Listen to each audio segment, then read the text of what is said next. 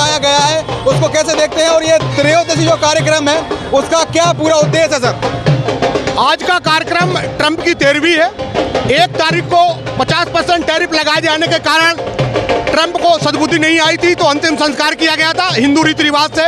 आज हिंदू रीति रिवाज से उनकी 13वीं की जा रही है और ये मांग की जा रही है कि सभी स्वदेशी अपनाएं, भारत को मजबूत बनाएं।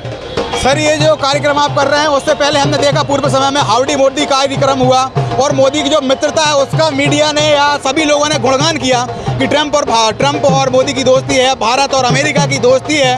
तो ये अचानक से क्या हुआ जैसे ये दोस्ती खंड विखंड हुई और ये आज आप त्रयोदशी का कार्यक्रम मना रहे हैं? कोई बात नहीं, कभी कभी क्या होता है, एक घर परिवार होता है, 4 सदस्य होते हैं, आपस में मतभेद पैदा होता है, लड़ाइयाँ हो जाती हैं, पर उन लड़ाइयों के लिए भगवान से प्रार्थना की जाती है सद्बुद्धि आए और सब ठीक हो जाए। हम लोग उनकी सद्बुद्धि के लिए ये कर रहे हैं कि सब कुछ ठीक हो जाए, दोस्ती हो जाए। अभी ब्रिक्स सम्मेलन हुआ चीन में, जिसमें चीन, भारत और रूस इसकी संगठन से जो कार्य आगे होने वाले हैं, तो सर ये मजबूती महत्वपूर्ण रहेगी या अमेरिका का साथ?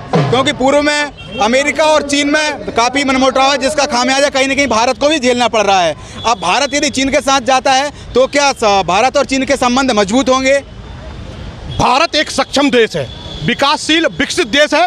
भारत को किसी देश की आवश्यकता नहीं है। भारत से जुड़ने के लिए दूसरे देशों की आवश्यकता है, वो निर्धारित करेंगे कि भारत को किससे जुड़ना है। भारत आज सक्षम राष्ट्र है।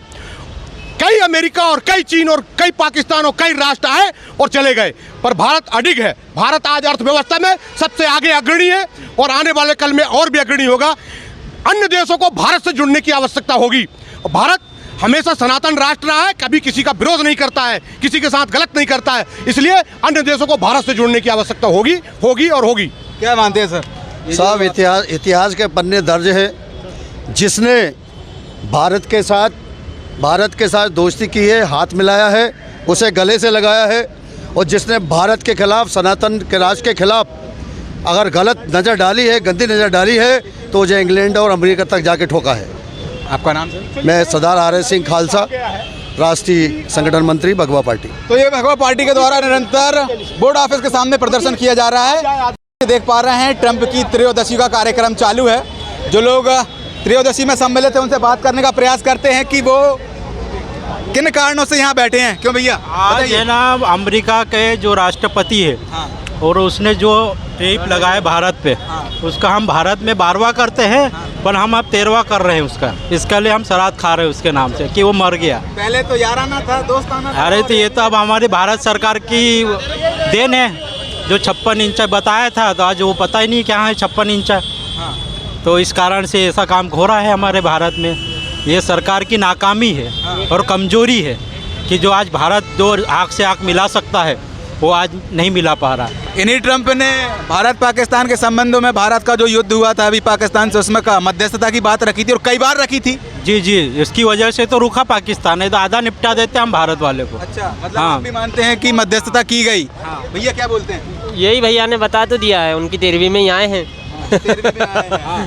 क्या खा रहे हैं? ये नुक्ती पुड़ी। आपका नाम? आनंद इंगवाल।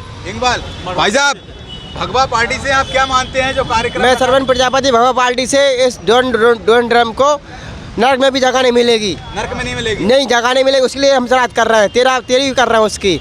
और जो 50% वो बढ़ाया है उसको तो बहिष्कार करते हैं, उसका सपोर्ट नहीं। सचिन भैया करेंगे उसका। भैया बताइए। जो अमेरिका जो उत्पाद है जो इंडिया में चल रहा है उसका बहिष्कार होगा। स्वदेशी अपनाओ, विदेशी को छोड़ो। तो 50% जो आरक्षण है अमेरिका ने लगा रखा है भारत पर, उसको खंड विखंड करने के लिए यहाँ पे जो कार्यक्रम रखा गया है वो भगवा पार्टी के द्वारा रखा गया। किसी यश भारत की किसी और खबर में आपसे पुनः मुलाकात करेंगे। नमस्कार, जय हिंद।